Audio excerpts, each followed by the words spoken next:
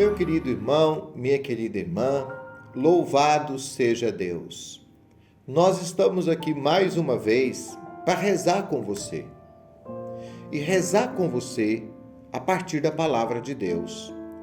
Hoje tirada de Atos, capítulo 4, de 32 a 37. A multidão dos fiéis era um só coração e uma só alma. Ninguém considerava como próprias as coisas que possuía, mas tudo entre eles era posto em comum. Com grandes sinais de poder, os apóstolos davam testemunho da ressurreição do Senhor, e os fiéis eram estimados por todos. Entre eles ninguém passava necessidade, pois aqueles que possuíam terras, casas, vendiam-nas, levavam o dinheiro e colocavam aos pés dos apóstolos. Depois era distribuído conforme a necessidade de cada um.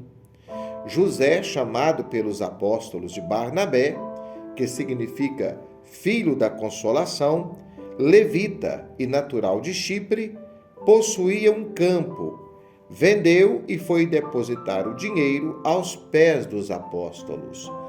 Palavra da salvação, glória a vós, Senhor.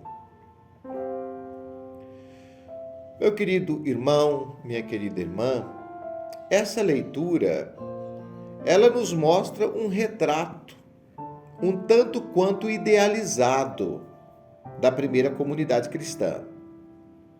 Se a gente avançar um pouquinho mais na leitura, a gente vai ver que não era esse mundo colorido, não. Que lá também tinha problemas. Por exemplo, as viúvas dos gregos reclamaram pela falta de assistência e por causa disso foram instituídos os diáconos. Ananias e Safira vendeu um terreno e mentiu sobre o valor do terreno. Então nós vemos que lá também tinham alguns problemas. Mas isso não invalida uma projeção idealizada, vamos falar assim, um horizonte utópico para onde todos nós deveríamos caminhar, ou pelo menos sonhar.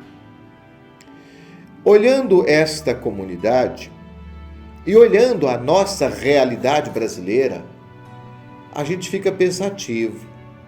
Ainda recentemente eu vi uma matéria de alguns milionários brasileiros na fila para comprar aviões particulares por 27 milhões, um valor quase incalculável. Não tem nada contra isso, não. Mas é assustador que enquanto alguns disputam a tapa um jatinho, outros não têm dinheiro para comprar uma bandeja de ovos ou para fazer uma cirurgia de uma unha encravada. E fica esperando na fila do SUS durante 2 ou 3 anos para fazer uma pequena cirurgia. Que a pessoa tenha dinheiro e vá comprar jato, isso é o problema dela. Mas todos deveriam ter condições de acesso aos bens básicos elementares para a vida. Por que isso nos assusta? É um país cristão, com uma brutal desigualdade de renda.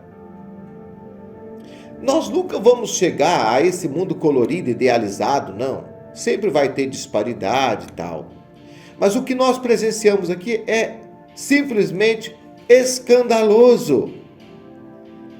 Enquanto alguns têm em excesso, a outros, a uma grande maioria, falta o básico. Como nós vamos diminuir isso? Como nós vamos reparar isso? Consertar isso?